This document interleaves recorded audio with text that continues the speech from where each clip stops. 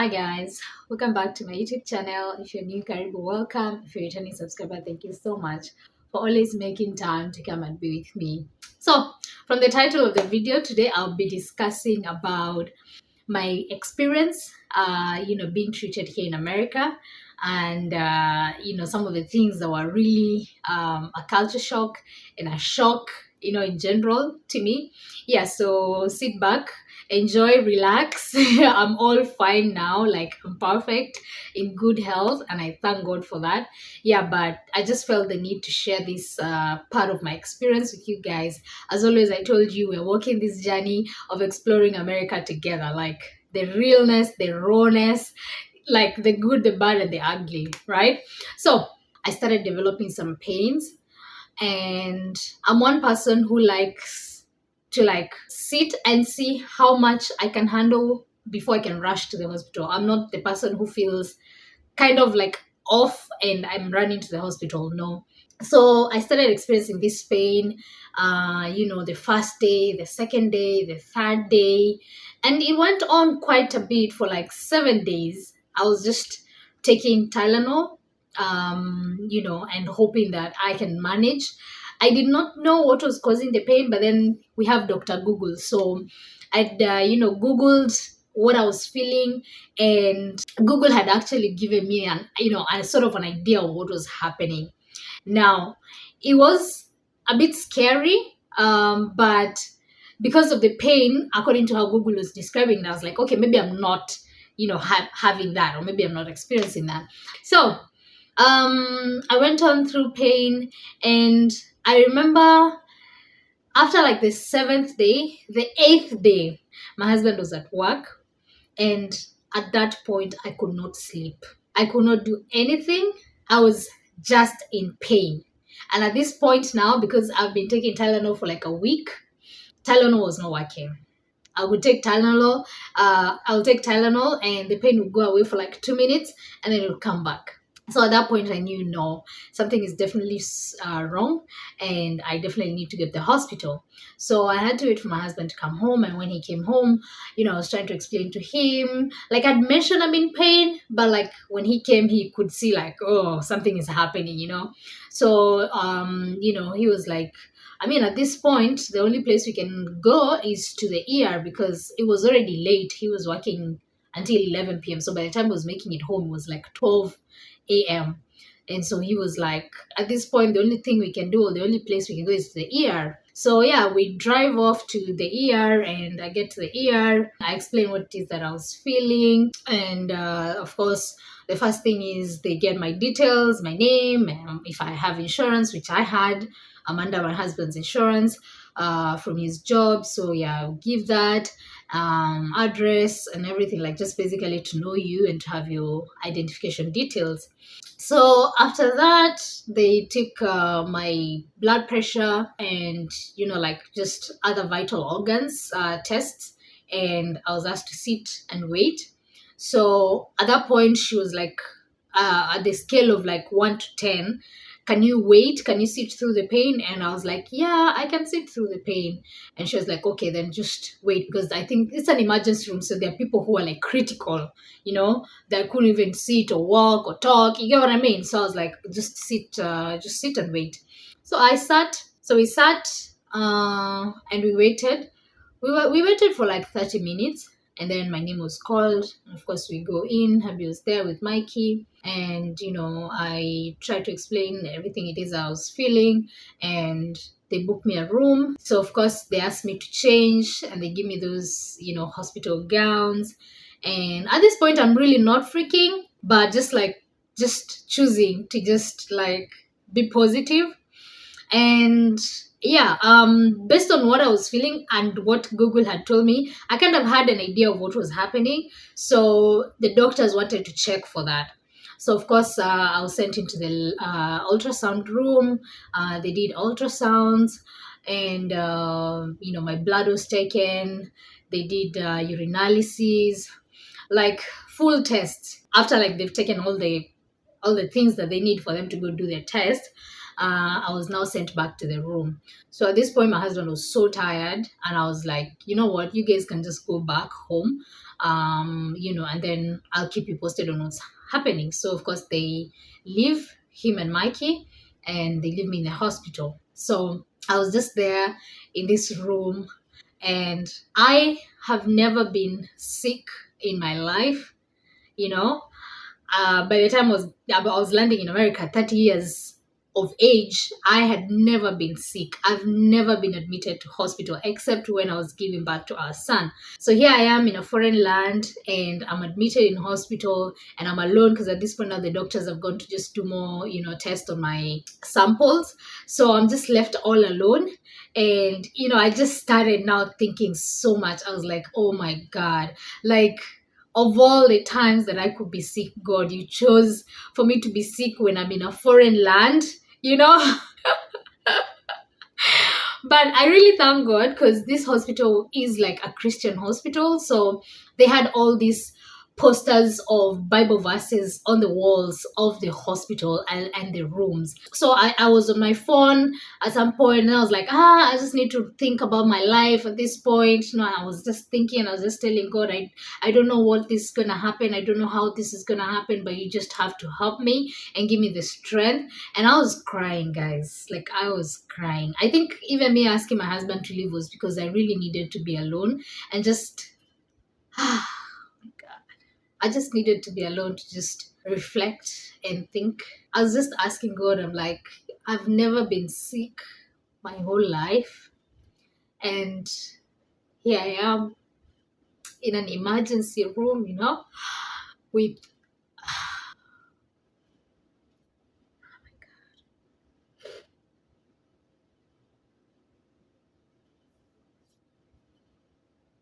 so I was just here thinking, like, at that point, I just remember just thinking about my mom, my late mom, and I was like, if she was alive, I could at least call her.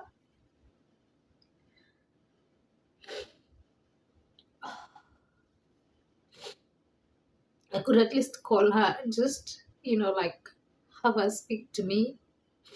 This is not the time that I need my husband. This is the time I need my mom, you know? So, anyway,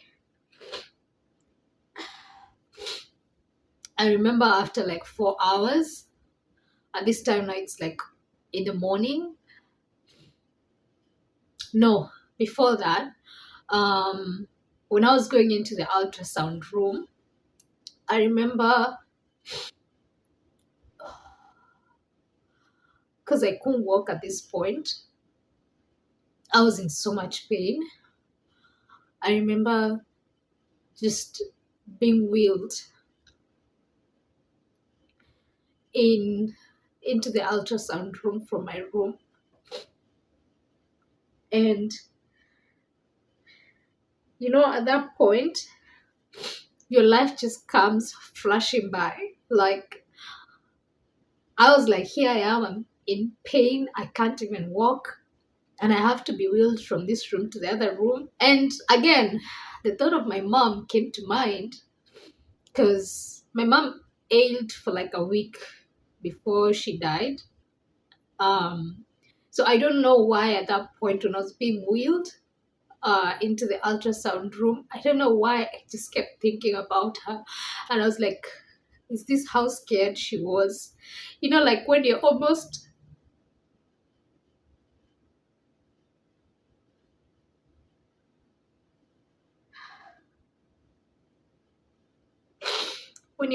at the verge of death, you get so scared. And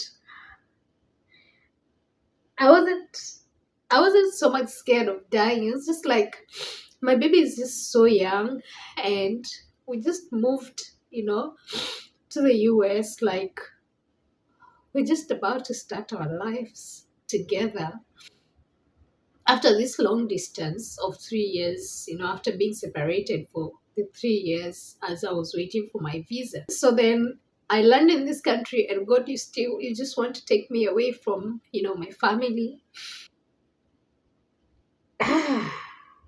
So anyway, I get wheeled into the ultrasound room, and The lady who was doing the ultrasound was like very friendly. She was chatty. But like when someone is trying to talk to you, but like your brain is somewhere else, because my brain is trying to comprehend every single thing that she has happened. She doesn't have the history or the backstory of where I'm coming from. So like my brain is not there, my mind is not there. And I remember she was doing her thing. I just turned again. I was laying in bed like this, and I turned my head and I see this verse, Jeremiah 29, you know, and like I said, it's a Christian hospital, so they have like all these verses, and Christian quotes on the walls. So on this ultrasound wall, they had this verse: "For I know the plans I have for you, plans to prosper you and not to fail you, to give you hope and a future." And I remember reading that scripture and I started crying again, because I was like, "For I know the plans I have for you." So I started internalizing those words. I started just thinking about those words. And I was like, "God, your word says that you know the plans that you have for me, and your plans are to prosper me and not to fail me. I surrender everything to you. Like, let your will be done. Let your perfect will be done." And of course, we finished the ultrasound, and I'm now wheeled back to my room. And when I say wheeled, guys, it's not a wheelchair. I was not on a wheelchair. I was on the bed. You see those hospital beds where like patients are tied and you have the things. Because I had a drip on already, like the things that you see in movies. Those beds when they're moving someone from one room to the other, like the theater room and stuff like that. Yeah, that's the bed that I was in. So anyway, I got the ultrasound, and 4 hours later they come back. And I remember the main doctor now coming in very quickly, and he was like, "Yeah, your suspicions were right, and we have to go in for surgery." And I was like, these doctors, I think they're used to seeing so many things go wrong, and they're used to seeing like terrible things. I always feel like doctors don't really, like when they're telling you news, to them it's really not as shocking as you who's receiving them. So he just said it like, "Your suspicions were right, and we have to go into surgery. So we have to prepare you for surgery." And he said that, and he walks away.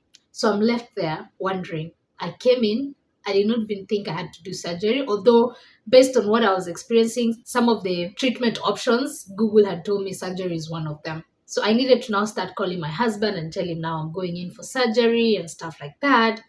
And at this point, that verse that I saw in the ultrasound kept playing in my head: "For I know the plans I have for you, plans to prosper you, not to fail you."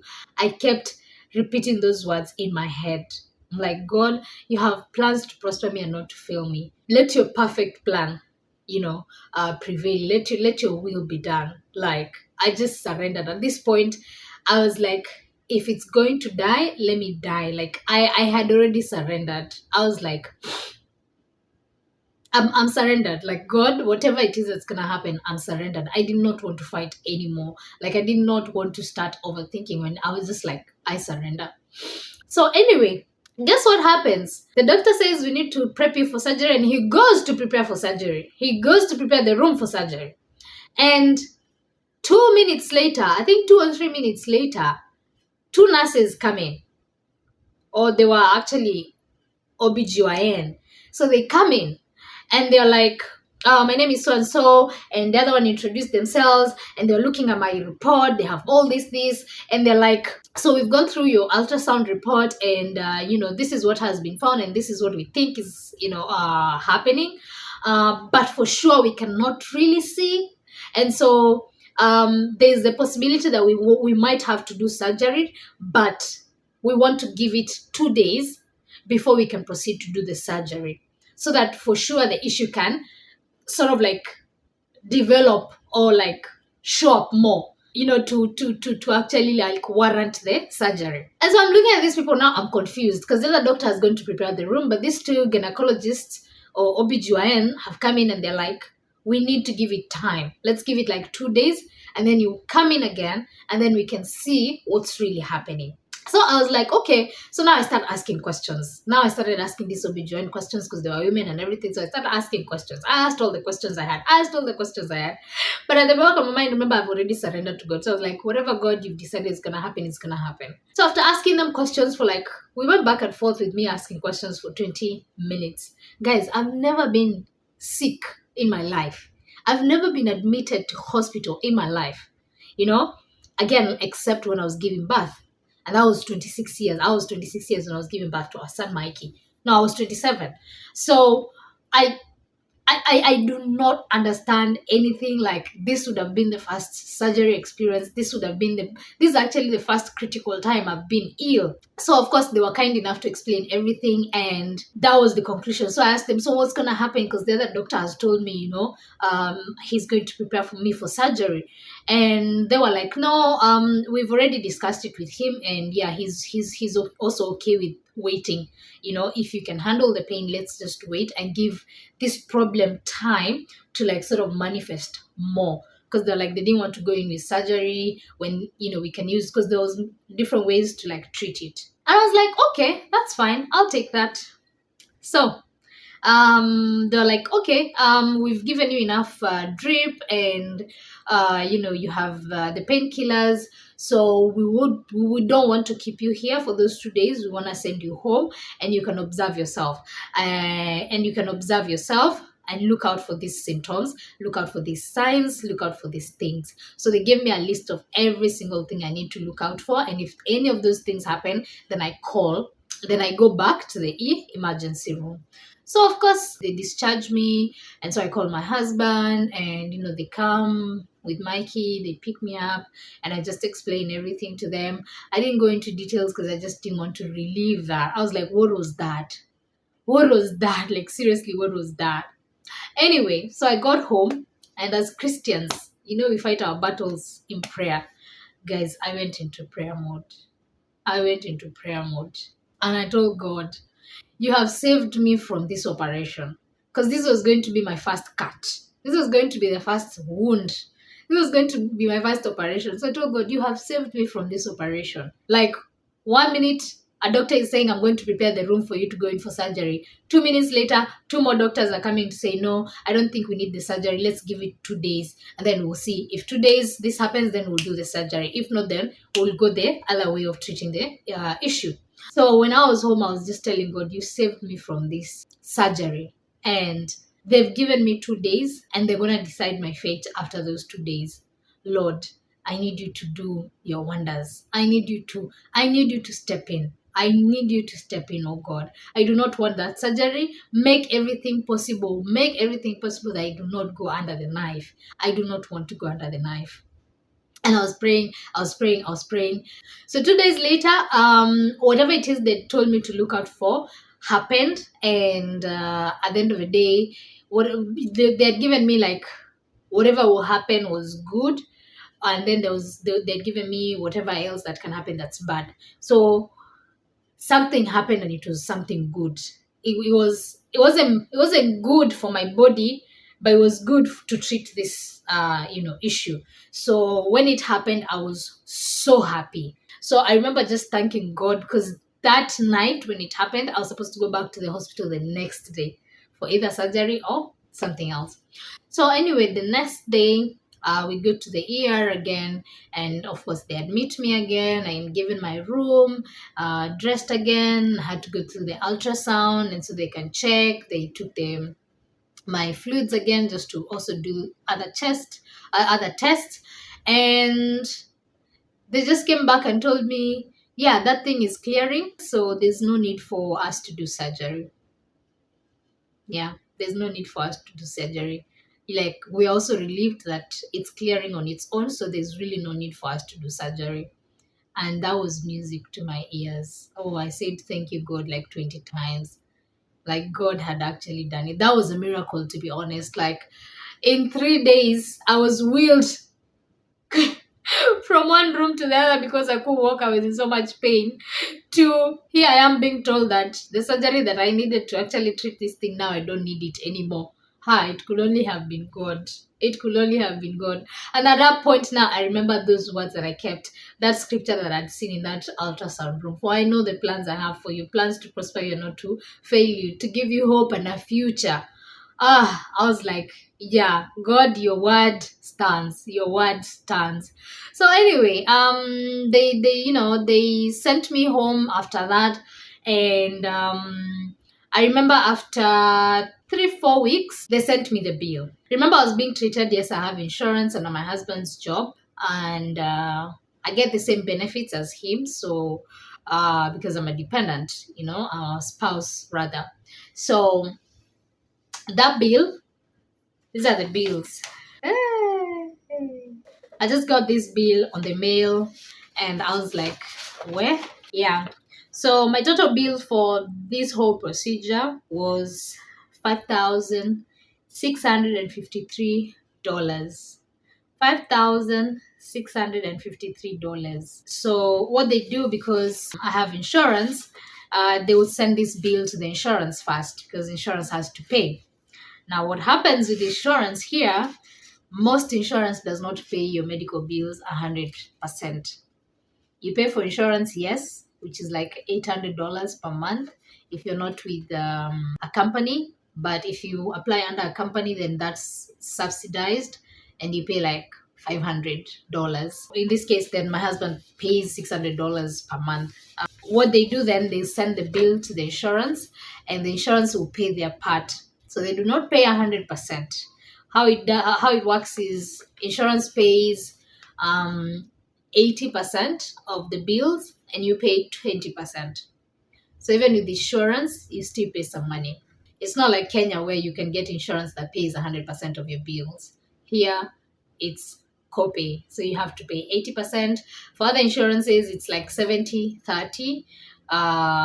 Yeah, then others 80/20. So for our case, it's 80/20. So, of course, they sent this bill, $5,653 to my insurance. Then insurance went ahead to pay, my insurance now went ahead to pay part of that bill, their part now. So after they've paid that, then I was left with like 1,100 to pay as the bill. So that's what I was supposed to pay. Okay, that's what I was supposed to pay. So I want to do a quick math. The initial bill was $5,653, and the dollar to shilling, Kenya shillings right now is 130. So my total bill was 734,890 Kenya shillings. This is Kenya shillings. This is a whole plot of land. It's a whole plot of land. Then after insurance has paid their bill, I was supposed to pay 147,680. So when you look at it this way, I mean, it looks good, but it's still quite expensive. So anyway, after sometime they've sent me this bill, and I'm supposed to pay $1,100, because they treated me. And I was like, what am I gonna do? Like, I didn't have $1,100 to pay the hospital bill.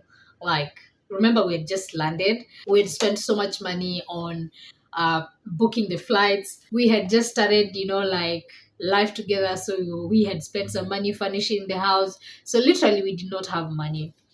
And so, hubby was like, you can negotiate like a payment plan. So he kept telling me to call the hospital and negotiate a payment plan so that we can get like a payment plan to where we can pay monthly. It's allowed here as long as you pay $10 and above. It shows that you're willing to pay. So yeah, you can negotiate a payment plan. So every time they will send me bills, because they kept sending me bills because I didn't have the money to pay, or we didn't have the money to pay. We didn't say anything. Every time they will send the bill, we didn't say anything. So the bill will come like that, but it would also have this page at the back here. It will have this page at the back here. So I was reading this page, and I was like, it says need financial assistance. And so in my head, I was like, I don't know if I'm eligible for financial assistance. For sure, I cannot pay this money, but I don't know if I'm eligible for financial assistance because we have insurance. So I thought since we have insurance and they've seen the insurance because it has covered much of the bill, then they probably will not, accept my request for financial assistance. And so I kept brushing that idea off. And eventually, when I realized they're gonna start taking this. So what happens if when you don't pay your hospital bill, it is sent to debt collectors. Then debt collectors will start calling you to negotiate, something or a payment plan, and they'll just disturb you. But so every time I would see this need financial stuff, I'm like, let me see what this is all about. So one day I'm just like, I'm just gonna call. I mean, what's gonna happen? What's the worst that can happen? They're just gonna say no, I don't qualify, right?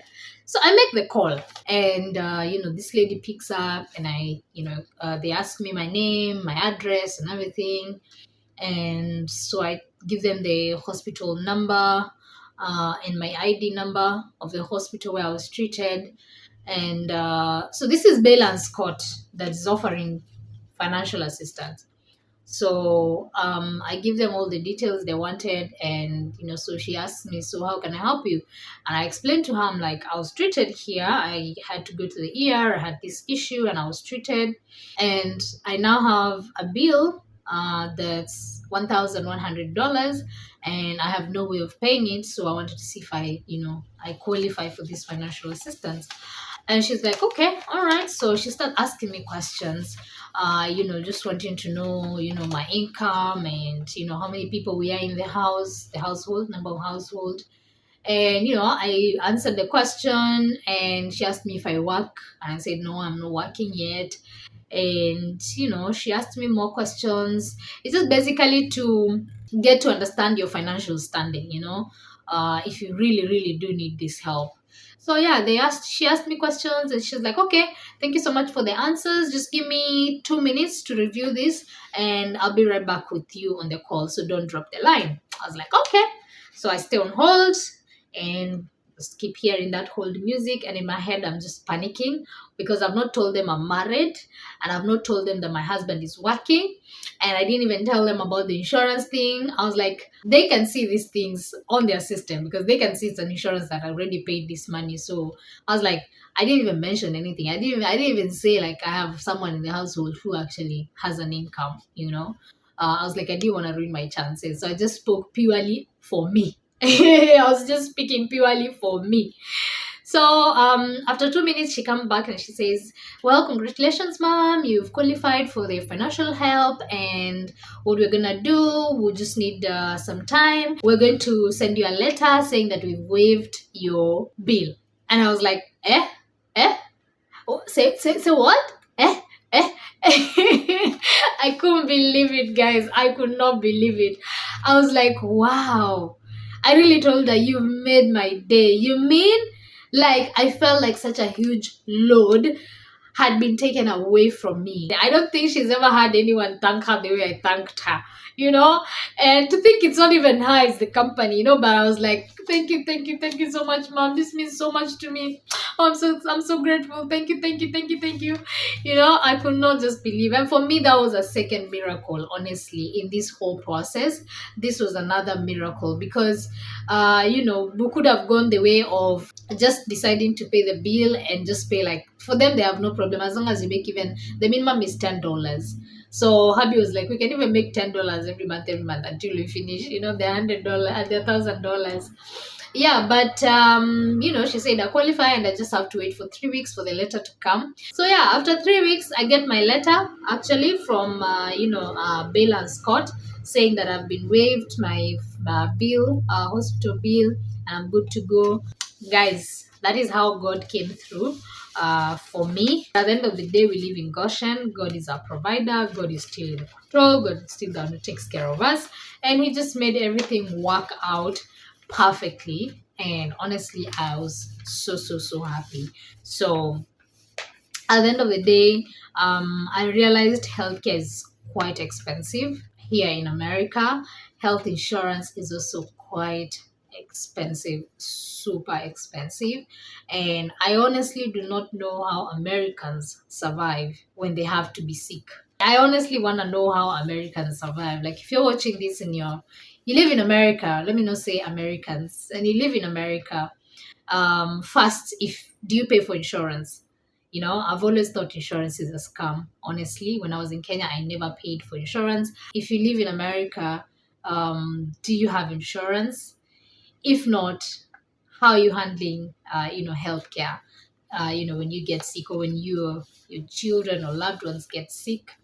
And if you have insurance, what's the insurance you're using? How much are you paying per month? And what are some of the things that they cover you? Is it a copay, or do they pay everything 100% for you? Or do you have to pay like a percentage and they pay another percentage? Like, let's have a conversation about medical care in America, because my experience was a huge shock.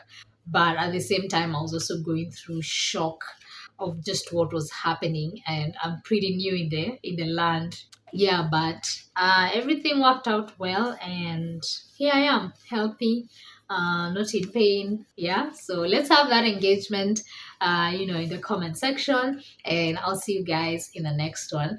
Thank you so much, guys, for watching until the end. And if you're new and you have not subscribed, guys, please subscribe. It's gonna go a long way in helping my channel grow, and it's absolutely free to subscribe, to the channel. So follow me. I have also other social media pages, same name, The Adventures of Marie, on TikTok, Instagram, and Facebook. Yeah, as always, remember to be kind to one another, love one another, and treasure every minute you spend with one another, because tomorrow is not promised. Ciao.